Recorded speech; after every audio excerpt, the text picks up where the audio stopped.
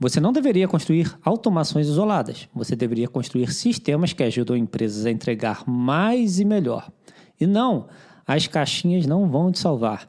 Cedo ou tarde, elas vão te deixar na mão. Um dos setores mais importantes em qualquer empresa é o marketing. E nesse vídeo eu vou te mostrar como automatizar a análise de mídias sociais usando um exemplo do meu próprio YouTube. E essa técnica aqui você pode usar para qualquer outro tipo de rede social que você desejar. Para você que não me conhece, eu me chamo Ronald Hawk, eu automatizo negócios há mais de 15 anos e hoje eu estou aqui na internet te mostrando como você pode fazer isso com o que existe melhor, com a stack mais moderna possível para que você possa alcançar sucesso. Então, bora para o vídeo. O que a gente vai fazer aqui hoje? A gente vai criar uma solução que pega os dados do YouTube, né? A gente vai pegar os dados através da API do YouTube, a gente vai pegar comentários, a gente vai pegar os números também, views, tarará. A gente vai transformar esses dados usando um script em Python e a gente vai guardar esses dados num banco de dados. Eu estou usando o Postgre aqui, mas a gente pode usar qualquer outro tipo de banco de dados e mais especificamente estou usando o Supabase, já que eu sei que muita gente aqui conhece o Supabase, tá? Depois disso, a gente vai fazer os insights. E o que eu escolhi aqui para a gente fazer hoje? A gente vai fazer os insights não baseado nos números, mas baseado na linguagem natural. E a gente vai usar o LangChain para isso, tá? Eu vou mostrar como. Mas nada impede da gente também pegar os números e pegar a linguagem e fazer uma análise só, ou só fazer uma análise de números com um pipeline tradicional de machine learning. E no final a gente vai fazer uma entrega. E essa entrega é feita através do Slack. Eu vou fazer aqui no Slack, eu uso o Slack aqui, mas poderia ser qualquer outro tipo de canal que você desejar, tá? E como a gente vai fazer isso? A gente vai desenvolver tudo localmente, tá? Primeiro deixa eu mostrar como a gente vai mostrar o resultado, né? O resultado vai ser basicamente isso aqui, tá? Vai ser um relatório executivo com uma estrutura. Isso aqui basicamente vai substituir um analista de marketing, tá? Ele vai pegar os comentários, ele sabe qual é meu público, parará, vai interpretar e vai mandar uma mensagem aqui, e é exatamente como eu faço aqui para eu produzir esse conteúdo. Eu sempre comento, todo mundo deixa comentário aí, eu comento de volta, parará, e é bom para trocar ideia, para a gente se entender, e eu entender as necessidades de vocês, entender as dúvidas, parará, mas eventualmente eu rodo isso aqui para eu garantir que eu não estou perdendo nada e assim eu consigo servir vocês de maneira melhor. Então, basicamente é isso aqui que a gente vai fazer, tá? Vamos voltar para cá. Então, eu vou usar o LangChain para gerar esse cara aqui e beleza. Então, vamos lá. O que vai acontecer aqui? Como que essa stack aqui funciona? Tá? Primeiro, eu desenvolvo tudo em Python, local na minha máquina. Então, a gente vai ver o código aqui já já. Cadê? A gente vai ver esse código aqui já já. E aí, uma vez que o código está funcionando, está testado aqui na minha máquina, beleza. Eu vou salvar ele no GitHub e o Kestra vai pegar esse código e vai executar.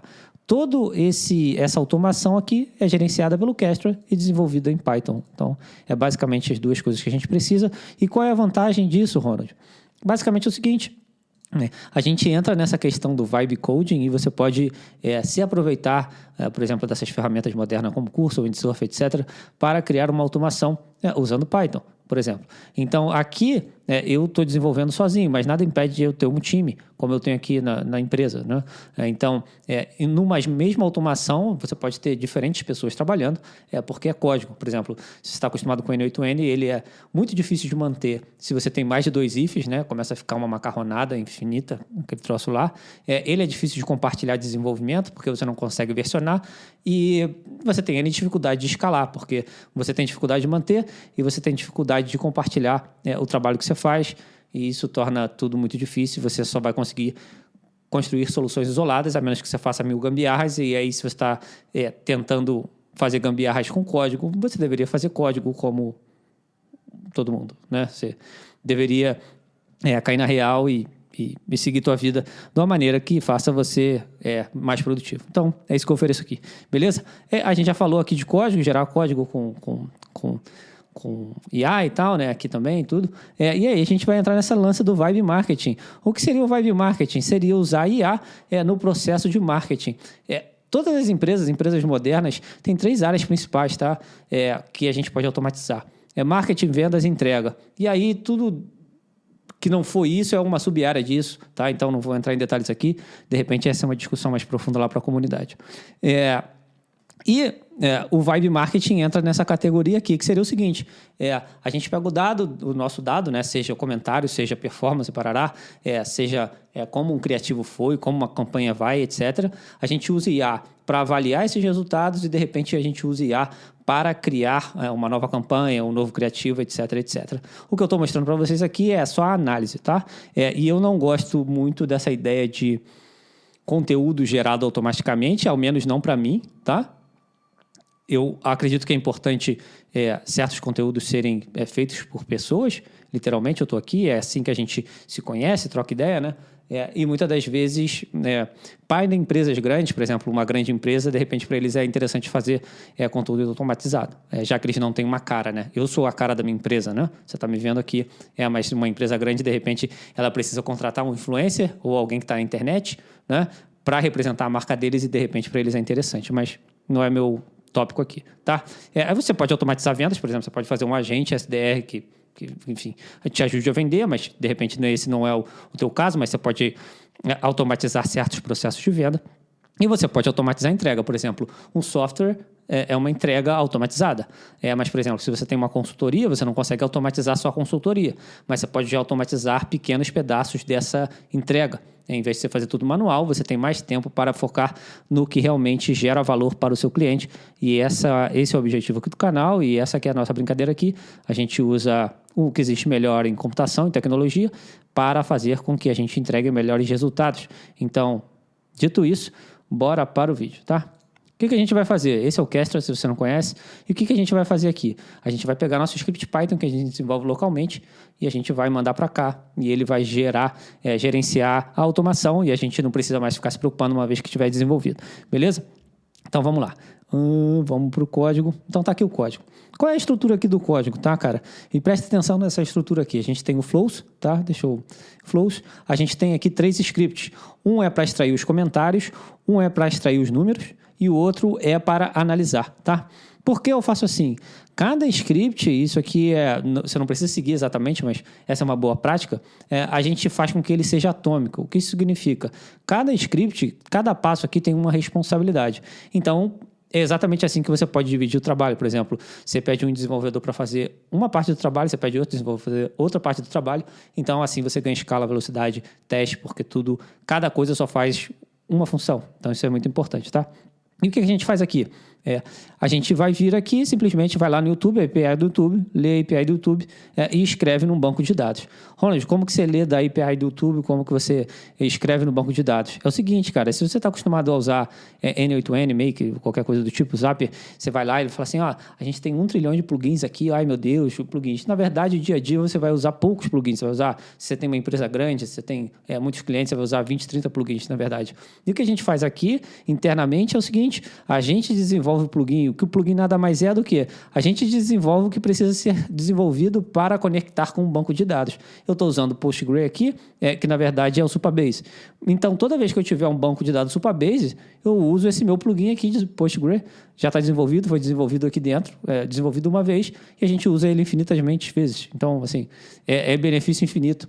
E para qualquer coisa que a gente precise, a gente desenvolve o plugin uma vez, e amanhã eu tenho um novo cliente, e ele usa Postgre, eu uso esse plugin aqui, e é só isso. Então, o que a gente faz? A gente escreve uma vez, isso é um padrão do Python, tá? Don't repeat yourself, try, e a gente simplesmente reusa sempre que a gente precisar disso aqui. Então, o que a gente faz lá a gente cria as tabelas e a gente roda esse cara aqui. Vamos rodar aqui uma vez, para a gente garantir que está rodando. A gente vai extrair esses dados de números, dados numéricos aqui. A gente está rodando, foi tudo bonitinho, aparentemente. Deixa eu levantar aqui para vocês verem. E foi tudo bonitinho. Então, beleza. Então, vocês já entenderam como é que funciona. A gente já tem o nosso código funcionando ali, né? Então, deixa eu voltar para aquela parte do diagrama. A gente tem nosso código aqui funcionando localmente, já está tudo beleza.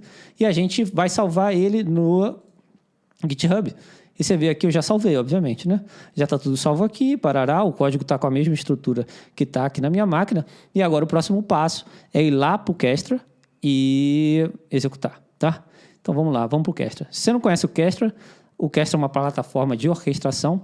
Ela é agnóstica em relação à linguagem e a gente usa Python aqui geralmente, porque Python é, digamos assim, a linguagem de machine learning, IA e dados, né? Então, é basicamente isso que a gente faz aqui o tempo inteiro. Então, eu recomendo você usar Python também. Se você está achando que isso é demais, que não sabe, parará, etc., recomendo a comunidade. Cadê a comunidade?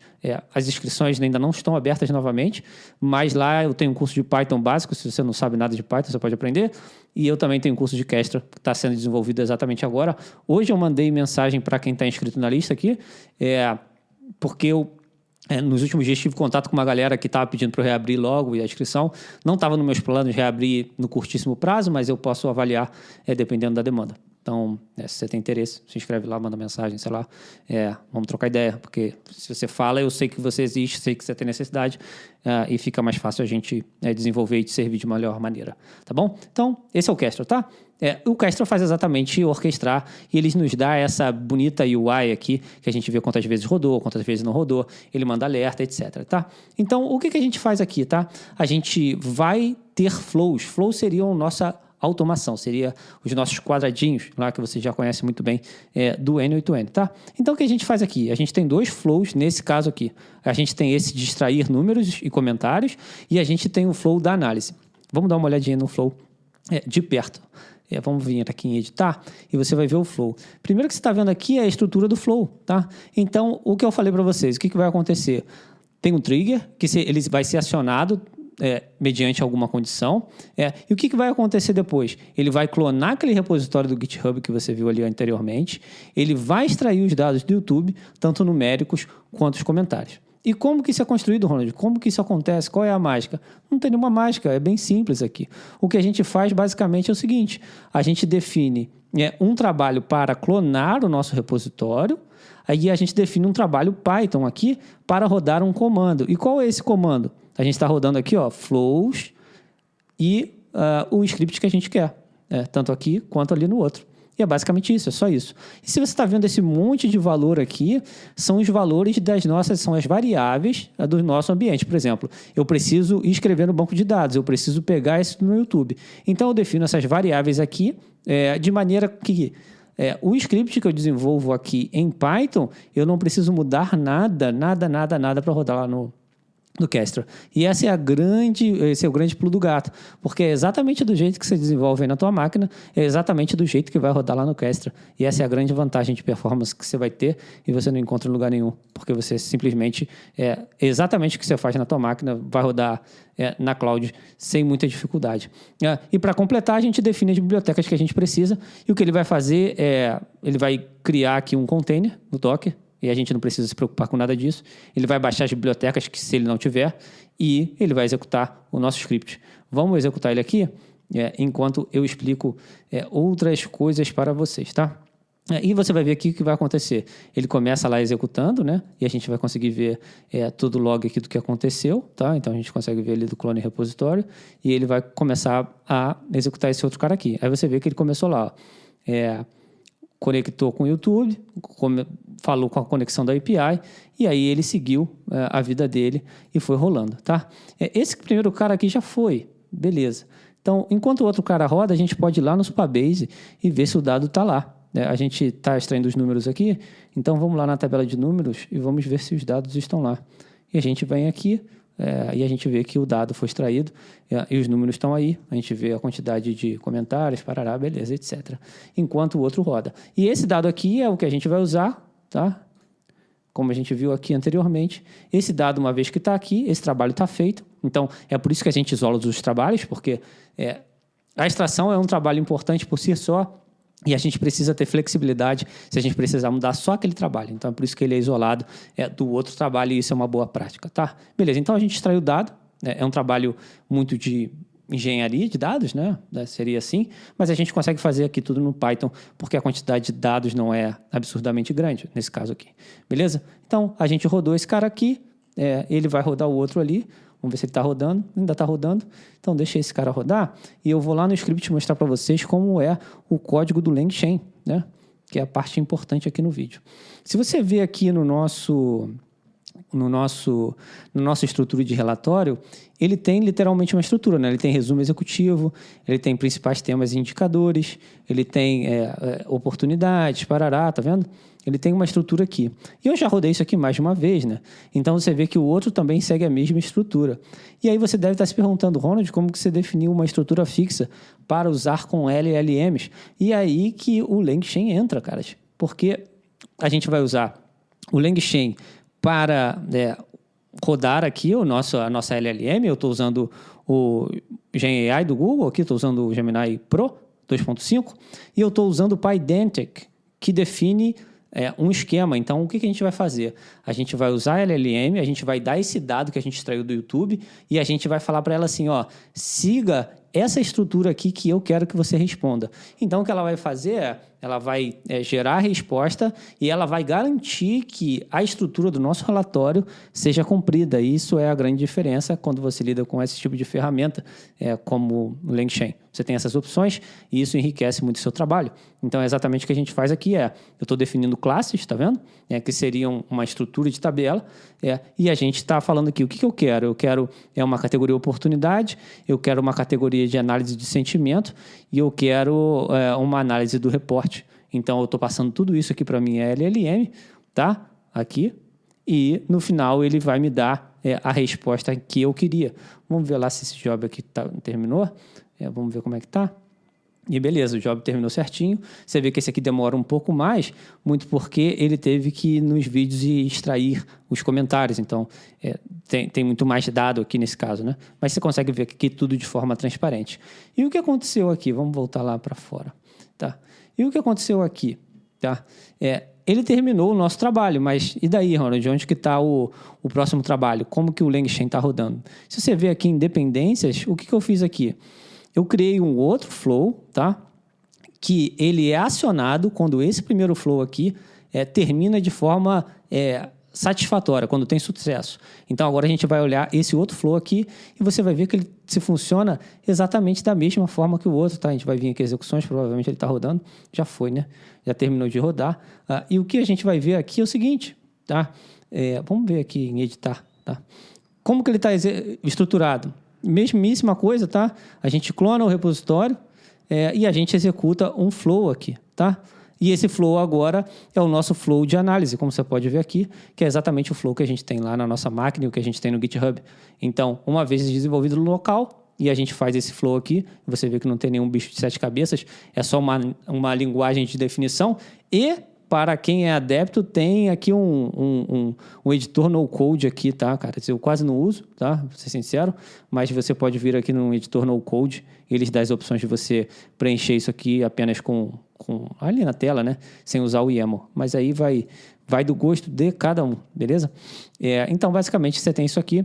Se você está se perguntando, Ronald, o que são essas KVs, variáveis e tal? Para a gente não expor as nossas chaves aqui, né, os nossos valores exatamente no pipeline, a gente tem métodos aqui no Kestra para guardar a informação. Eu estou usando aqui um KV, Store, mas existem métodos ainda mais seguros, e isso eu falo lá na comunidade, lá no curso de Kestra que a gente tem lá. Então, beleza. Ele falou que executou aqui, a gente pode ver como é que foi a resposta. Vamos ver aqui se a resposta foi certinha, tá? Beleza, parará, ele baixou, rodou, fez tudo o que tinha que fazer. E aqui a gente consegue ver tudo que ele gerou. Isso é interessante. A gente pode vir aqui no nosso Slack. Ele deveria ter uma mensagem nova, e realmente tem. E a gente vem aqui, e lá está o nosso resumo executivo, né, com a estrutura que a gente queria. E aí ele vai falar o que achou o canal, parará. Isso aqui é exatamente baseado nas mensagens que eu recebo de vocês, caras. Então, assim, se você tem dúvida, etc., quer trocar ideia, parará, cara, não se furte em deixar uma mensagem, porque, de fato, eu leio, eu respondo, e, eventualmente, essas mensagens que vocês mandam me ajudam a avaliar se eu estou servindo vocês bem e se a gente está no caminho legal. Obviamente, por exemplo, aqui no meu canal, se o cara chegar e falar para mim assim, Ronald, eu não quero fazer nada que não seja no-code. Com certeza, esse cara não é o cara que eu estou aqui para servir, né? Eu estou aqui para servir quem quer construir, de fato, coisas que são mais robustas. Então, o comentário de vocês, de fato, ajuda a eu entender o que vocês estão passando. Eu já faço isso aqui há muito tempo e certas coisas para mim podem parecer óbvias, que para você, de repente, não é. E eu só vou saber se você me falar, obviamente. Então, no geral, caras, é esse o vídeo aqui. E com esse tipo de stack aqui que eu apresento, e de fato eu uso ela todos os dias, é o jeito que você pode simplesmente construir o que você quiser. Basicamente, sem nenhum esforço maluco de ficar vendo 1000 vídeos, de tentar parará. O que você vai ter que aprender bem entenda bem uma linguagem de programação. No caso aqui, eu recomendo altamente Python, mas se você tem uma outra linguagem preferida, o Kestra vai suportar, não tem problema nenhum. Você vai entender o básico do Kestra, e eu apresento isso aqui no canal, se você não quer fazer parte da comunidade, ou lá na comunidade tem um curso mais robusto, né? E você vai usar o Kestra para simplesmente pegar esse script que você gerou e testou localmente e usá-lo ele online. E é isso, cara. E você vai aprender sobre APIs, e você vai aprender sobre LLMs. No futuro próximo, isso é um contrato que eu tenho com a galera da comunidade, eu vou fazer um curso só de LangChain, tá? Para a gente usar LangChain de uma maneira devida e tirar proveito dessa maravilhosa biblioteca. E aí você começa, cara, a encaixar peças, né? E isso se chama engenharia de IA, cara. Isso se chama engenharia de dados, isso se chama engenharia de software. No fundo, o termo vibe é só mais um termo, tá? Vibe coding seria, a gente usa IA para codar. Então, seria vibe marketing, a gente usa IA para fazer marketing.